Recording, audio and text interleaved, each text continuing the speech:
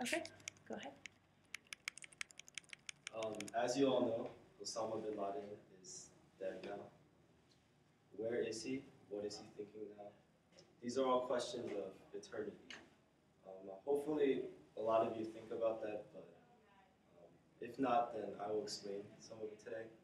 I would like to speak to you about Christianity and persuade you into Christianity, but through my experiences, I learned that that's impossible.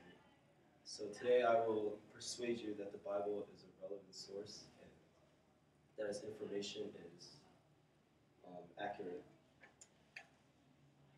So, by definition, any book considered an infallible or very reliable guide to some activity may be called the Bible. That is from dictionary.com. But the Christian Bible is a collection of 66 books, letters, songs, and notes collected into one edition. And it is comprised of the Old Testament, which is 39 books. This dates documents before Jesus Christ was born. These books are historical. They describe the history of the Jews and the Jewish people, the lives of those people who lived back then, and how God played a role in their lives. The other part of the Bible is the New Testament, 27 books. Starts with the birth of Jesus and continues on to the present day. And it describes the life, death, and resurrection of Jesus, the lives of the disciples of Jesus, what they did after, how they traveled the land, and it contains applications to today's life and the church. The Bible has over 40 authors. Most notable are Moses in the Old Testament, Paul in the New Testament, and those two authors wrote about 20 or so books, and the source is authors of the Bible. The next point I want to make is how the Bible is accurate in its history. Nothing that the Bible says can be proved wrong 100%. Starting with, I can only give examples to basically explain this. Starting with the age of the earth, this is, as you know, a huge controversial subject between science and the Bible. Based on radiometric dating, science says that the earth is 4.6 billion years old. Sorry for that typo. Based on George Perimeter College. The Bible said God created the earth in 6 days. And if you calculate all the dates in the books, the earth is approximately only a couple thousand years old according to the Bible.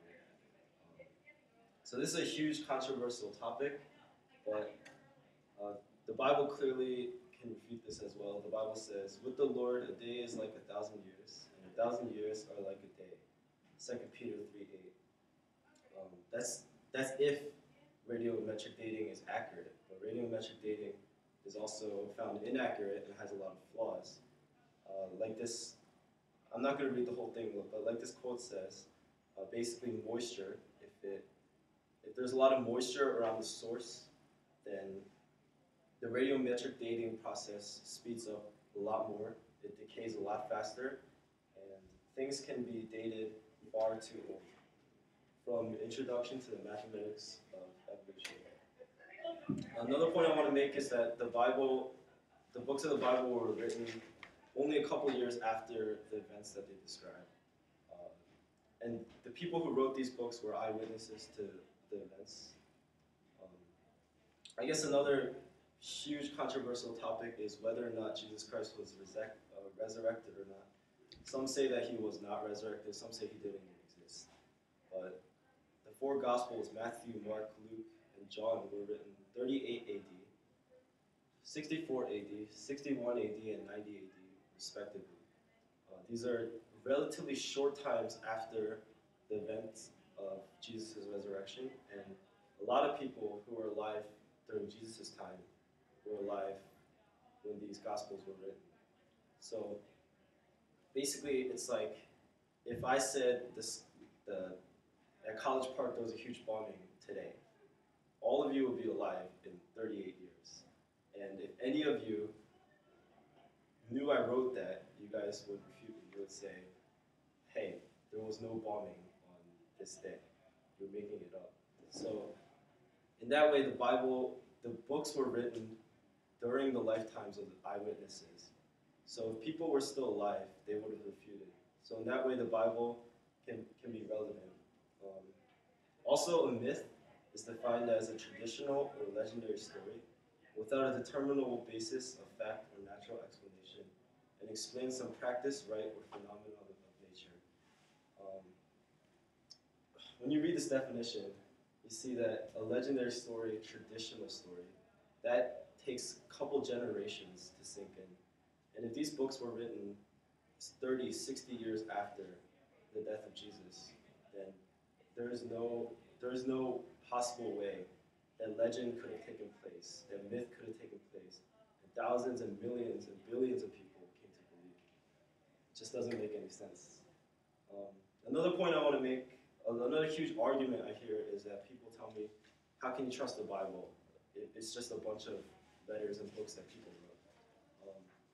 But the way it was put together was the fathers and heads of the early churches came together and they voted on which books to include in the Bible. This process took over 100 years with a lot of revisions, with a lot of struggles, and they eventually came down to the 66 that are included today. My next point is that the Bible is accurate in the present time, in today.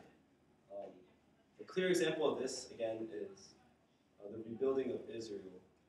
The Bible prophesies thousands of years before it happened. I will take the Israelites out of the nations where they have gone. I will gather them from all around and bring them back into their own land.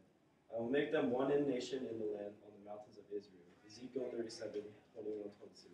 God says he will bring the Jews back together and create Israel again. And that was after the Babylonians took over, after the Syrians took over, and the Jews were scattered all over the world and oppressed. And Israel actually declared independence May 14th, 1948.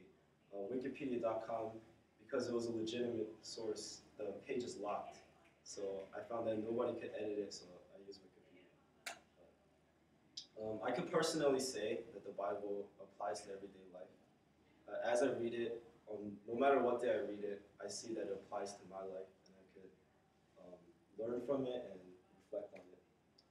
So why should you read? The only certain thing in life is death.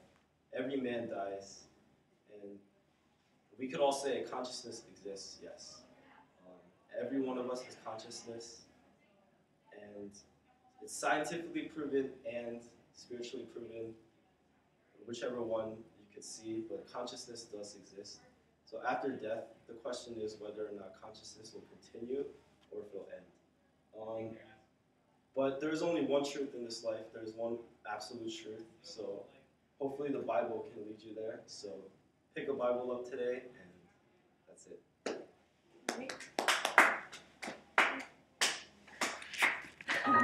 Thanks, Danny. Thank you.